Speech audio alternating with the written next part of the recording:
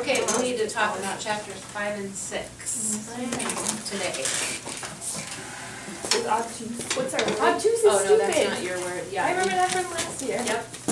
It means that's not yours, but yeah, it means. Why does obtuse mean stupid? I feel like it should mean like fat. Yeah. Like if you're like obtuse, you're just like everywhere, kind of. I guess. I don't know. It makes sense. Your word today is gluttony. Well, but then Nice. smart. That also means fat. It does. It's one of the 7 deadly sins. Mm-hmm.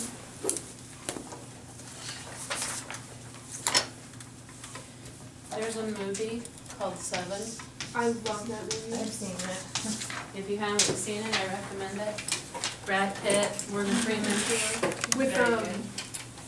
what is his wife is what is her name? Angelina Jolie. No, Oh, whose wife? in the movie. Oh, Gwyneth Paltrow. oh, yeah. It's about the 7 deadly sins, but gluttony.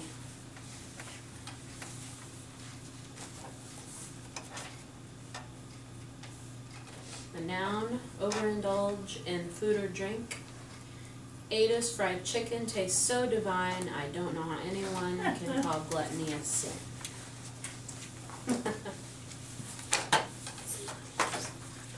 Have you ever heard the phrase, she's a glutton for punishment? Really? I feel like I've heard it, but I don't really understand it. Well, what do you think it means?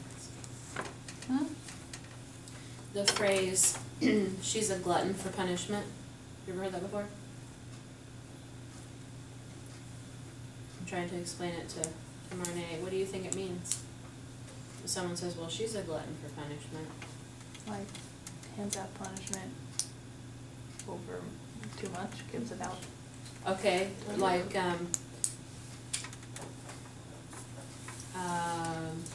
Like a teacher that likes to hand out referrals too much. okay. Or maybe you signed up to take every optional ballet class there was. It's more like consequences. And it's like, boy, I do she's a that. glutton for punishment, meaning you're going to be sorry about that later because you may be sore or you may overindulging in something. I remember that, Skylar, those things, you and me. Pass I could possibly take. Yeah. Okay, let's get to discussing 5 and 6 here. So, who'd like to start?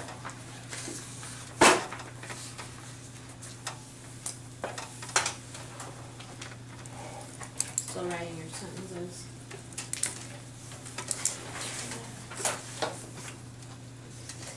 Or another example might be, because I've heard people talk about how hard Mr. Grant is. So maybe Sally signed up to take every Mr. Grant class. And you would say, oh, Sally's obtuse and a glutton for punishment. Silly Sally. Right. Silly Sally, that's right. What is she thinking? Just because I've heard it's really hard. You're on tape, don't forget. I know. I didn't mean anything by that, Kevin. Okay, you had your hand up, Lauren. I was gonna ask if I could start with something from 6.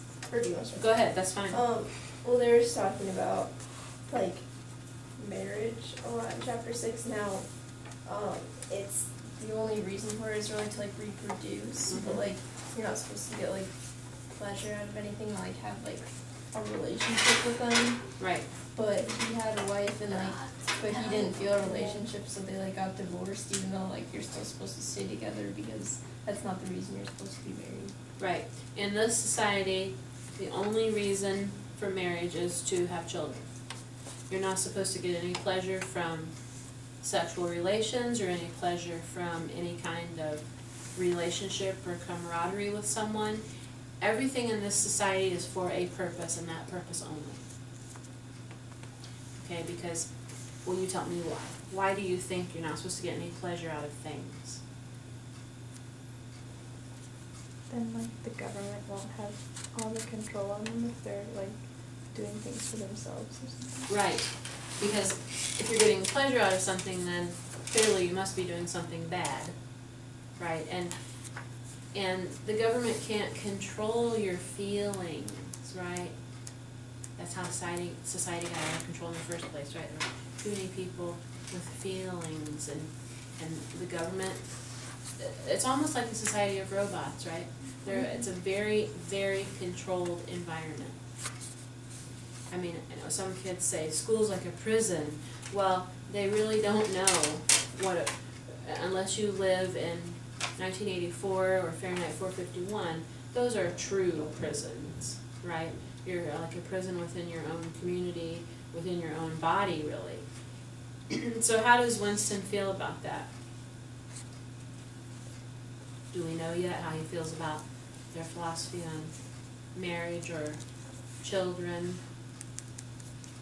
Has he given any indication? He seemed kind of haunted by the divorce. Like, even though he hasn't seen her in forever, like, in his dreams, it always comes back to him or something. Mm-hmm. And what do you think about when you dream something? When things appear in your dreams, what do you think that means? What, Lauren? If it's something recurring, it's probably something that's not resolved inside of you. Like it's still unresolved for him. Like he never got, I don't know, just Closure. Yeah. Yeah, with it. It's your subconscious, right, trying to tell you. Dreams seldom mean what they appear to be. Like, if you dream someone's about death, it's usually not about that person dying. I've researched this a little. It's about the death of something else. Like it could be the death of a marriage, the death of a friend of mine. Her name's Erin. She's a teacher also. We were both English teachers at Southside, and she and I would have this dream over and over that our teeth were falling out. Just like falling out into our hands. Just like dominoes. And it was so horrifying. And we found this out at lunch one day. We were eating in the teacher's lounge, and I was like, I just keep having this dream about my teeth falling out. And she's like, me too. And so I researched it, and it means you feel like you're losing control of the situation. Mm-hmm. And we're both like, our classes, right? Because sometimes it was just very stressful and hard to keep order in the class, and it's so weird how that translated into a control issue. And I haven't had that dream in a very long time, which is a good thing. But have you ever had the dream that you're falling? Yeah. You haven't. Have you ever had the dream that you're drowning? I've had that one. And you're trying to get to the top. Have you ever been underwater and you can see light, so you know you're close to the surface of the water, and in the dream you just keep trying to get there and get there and get there, and you never do surface. It's terrifying. And you know, if I have 2 dream books at home that my friend got me for Christmas, and it's very interesting to look up what your dreams mean. But your subconscious is trying to tell you something, and it usually pulls from something that's happened previously, that day, that week, that month, whatever. It'll come back in the strangest format. And they say if you want to try and figure out what you dreamed, to keep a little notebook by your bed and write it down as soon as you can. Because we tend to forget our dreams once you get up and go about your day. And sometimes when you're on certain medications, that can definitely make your dreams more vivid, whether it's an antibiotic or something. But very interesting, but they can be disturbing, and they can stay with you, like a movie, right? So Winston is having these dreams about his divorce, and it's bothering him. Any other comments about 5 and 6? Olivia. Will they, like, all of the kids, like, some of them are trained as like spies almost for the government, and they have like these like belts almost, like locks, like chastity locks or something. So it's interesting that Orwell made the view of sex like different from how it is in society now. It's like almost the complete opposite. Yes. So- Forbidden. Have you ever heard of a chastity belt? Yeah. Okay. It's like from old I times. And think there's a love giver. yeah, where you supposedly wear it and it should not be unlocked until your wedding night, right? Or grandparents who would say to their granddaughters, or parents to their daughters, in order to keep your legs closed, you keep a penny between your knees and hold it there. And you're so focused on holding that penny there that nothing bad ever happens, right? Ways to keep kids from being promiscuous, right? But the chastity belt, why would the government want to control sexual activity in this society? Because it's pleasure. And pleasure is thought of as a bad thing. Okay, but also, in turn, that's also controlling what? The next generation. Okay, population growth. They want control over the population. They don't want you to just go off and have kids whenever you want. They want you to have kids, when they want. It's kind of reminds me of The Giver. If you've read The Giver, where you're only allowed 2 kids and they're, to apply for them and you're assigned them. Much like in, is it China, where you're only allowed 1 or 2? Isn't it like they have to be boys, or They like bo- only one could be a girl or something like that? Yeah. If you have I mean, a that girl, country's the rest very has to be crowded. boys, They yeah. can't build out, they build up. And it's hard to have 5 or 6 kids in a 1,000 square foot apartment, right? And so they, really limit you, which I feel is very controlling, to tell you how many kids you can have. However, if your society or your country, whatever, reaches its limit on natural resources, which we're approaching that limit, right? I mean, we are going to run out of certain things, and there is no real alternative yet. That's being discussed, like where to drill for oil and all of that. But, and the food, right? How do you feed all of these people? So that's a definite concern, that in Winston's society, the government's in control of all that. What else is going on? He's like writing about his divorce, or like his wife, isn't he's like making like a story kind of, is what I got out of it. So that's also like not allowed, so he's doing like a double no there. Okay, yeah. Marnie? Well, and also like in this society, you have to be really careful of like what you're thinking, and you're not really like allowed to deal with it because they don't want you to, and they don't want you to even think about that. And so like it's really hard for him Mm-hmm. to even like write it down. Mm-hmm. And from like what I was getting with it too is like, because he was talking about like prostitutes, so I was like, hey, that's really weird. And then how it like the dream like transformed into this like raggedy old lady, but like he still did it with her anyway. Mm-hmm. So it's like really weird, and he's like trying to confront it, but it's really hard, Mm-hmm. and like it's weird. Yeah, you said a few things that I want to make some comments about. The government, he's a thinker. That's his problem in that society. He's thinking about, how do you not write and not think too, right? If you're writing something, or a book, or a paper, an essay, whatever, you might be thinking about it somewhere else throughout your day, right? But the government in this society wants their citizens to think simple thoughts. You shouldn't be doing things that make you think deeply, right? Because when you think deeply, then you might question the government, and therefore, then you might, get a group of people to go against the government, and then you'll have anarchy, and that's not what the government wants. That would be bad. So they want simple people, simple thoughts, right? Live your life with no issues, no deep feelings. So, was there, Olivia, did you want to make a comment about what Lauren said? I can't remember if it comes back to Okay. me. Okay. So what else? Someone talk a little bit more about the prostitute. It's like a forbidden thing, but the people who do it are like kind of higher up in the power ranks, kind of.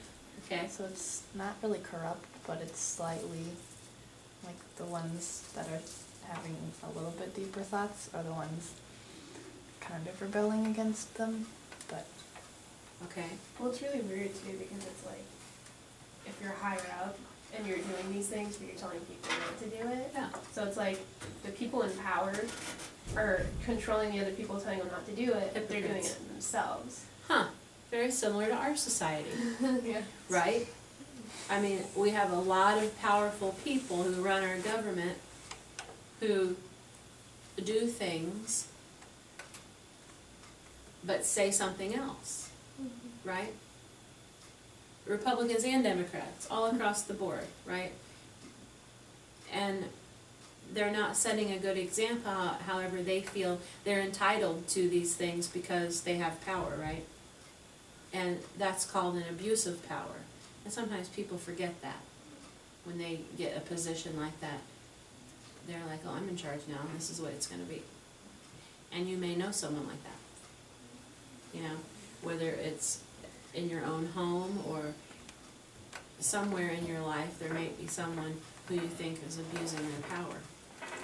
And that's what's going on in Winston's society. What else happened in 5 and 6? I want to go back to the children.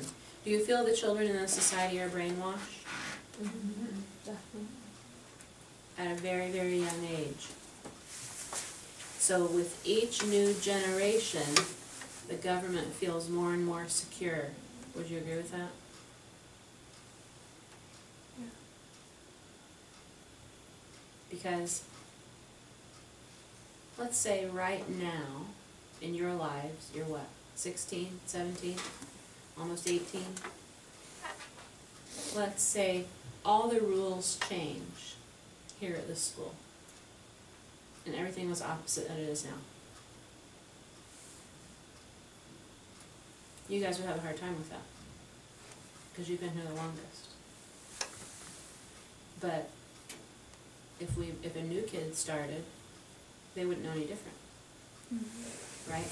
They would think that those were the rules. But you guys, and maybe the group below you, would be like, this isn't right, right? But the new kids, that's what they grew up with, that's what they know. And so every new group that we get, we'd feel more and more secure that our new rules were going to really take hold and be part of who we are as an organization. That's just like the society in the book. With every kid that's born, they're like making their way even stronger and hopefully having less questioning from their society because they won't know any different. Olivia? And it's like the government's like taking steps to silence the older generation who could go against them Mhm. by like changing the languages and like getting rid of all the newspapers and stuff. Yep. And, Right. like especially when they like plaster all over the place with the posters, where it's like subconsciously, even if you don't think about it, you still see it. Yes. And it's embedded subconsciously. And like what the whole like Big Brother is watching. So then like growing up as a kid, you know, it, like that's it, mainly it'll probably be in the forefront of your mind too. So it's there. Right. And if you're a kid growing up with that, you're going to be used to Big Brother watching. Oh, that's just Big Brother. I'll just go about my business. But, you know, at my age, if Big Brother came to town and there were cameras everywhere, I'd have a problem with it. Because I'm not used to it. Lauren?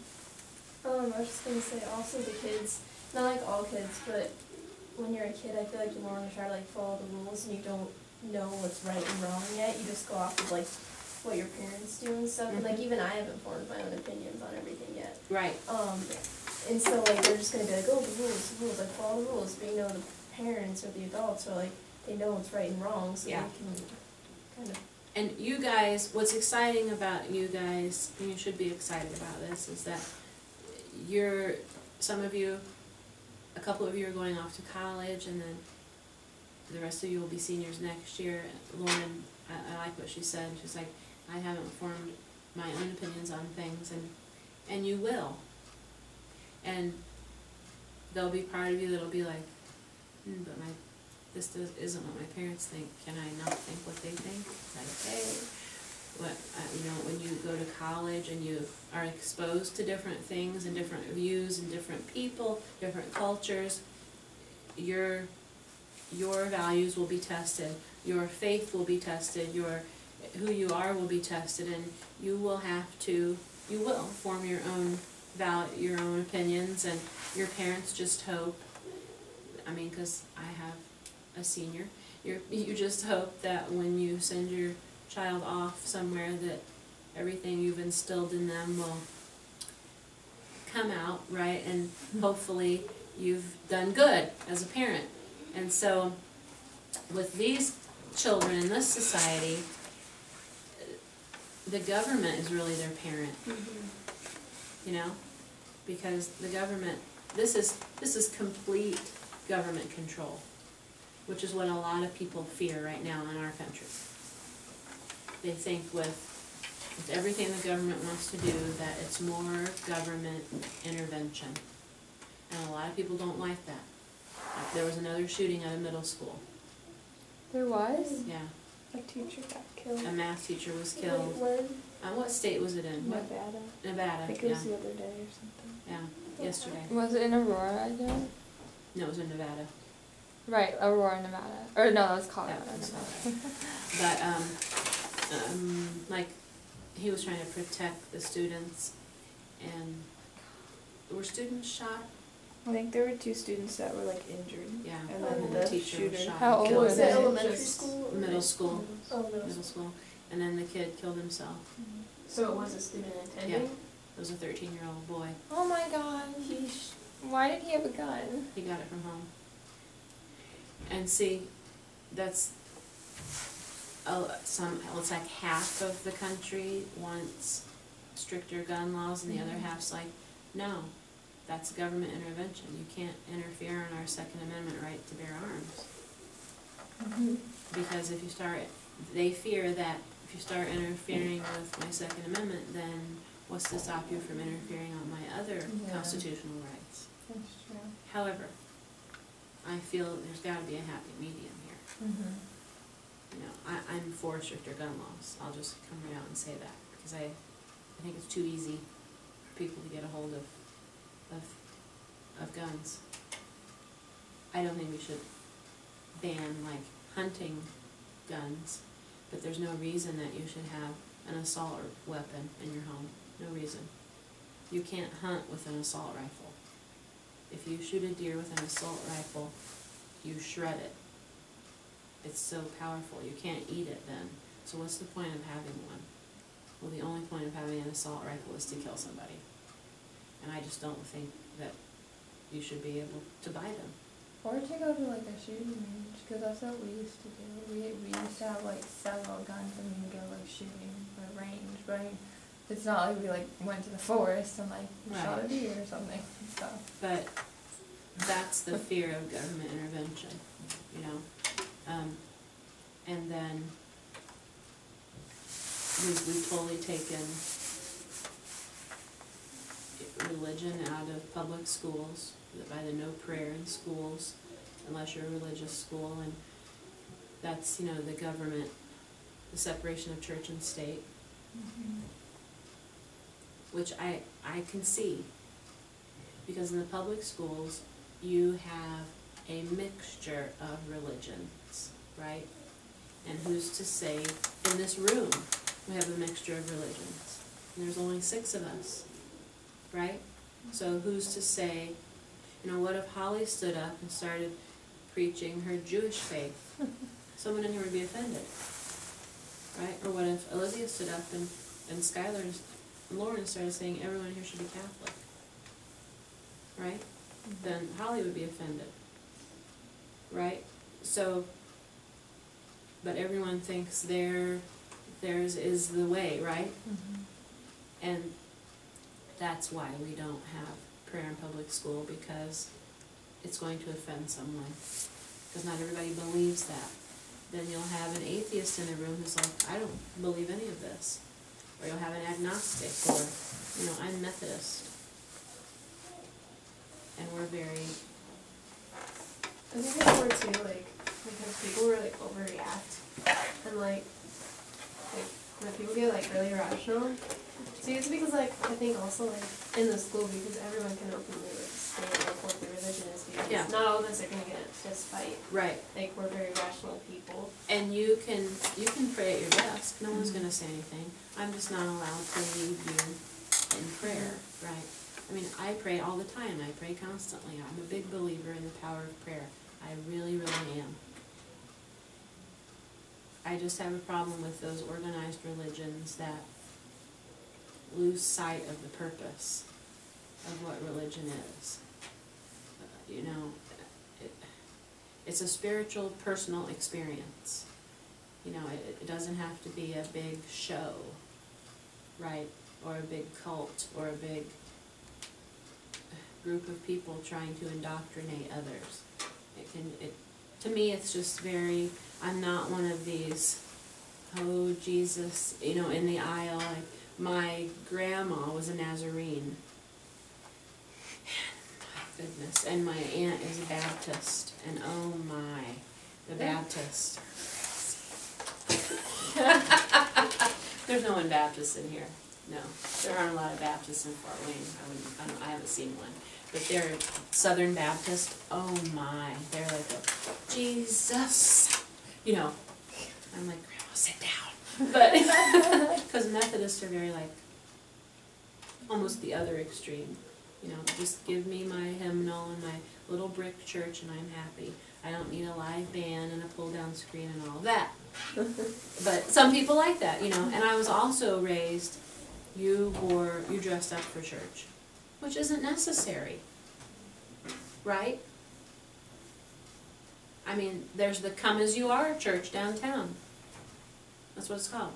Come as you are. Does God really care if you're in jeans and a sweatshirt? No, but I was raised, you dress up. I did not like it. My best friend, we went to church together, and she would wear nice dress pants and a shirt, and I'm like, Amy, you need to dress up. She's like, why? I'm like, I don't know.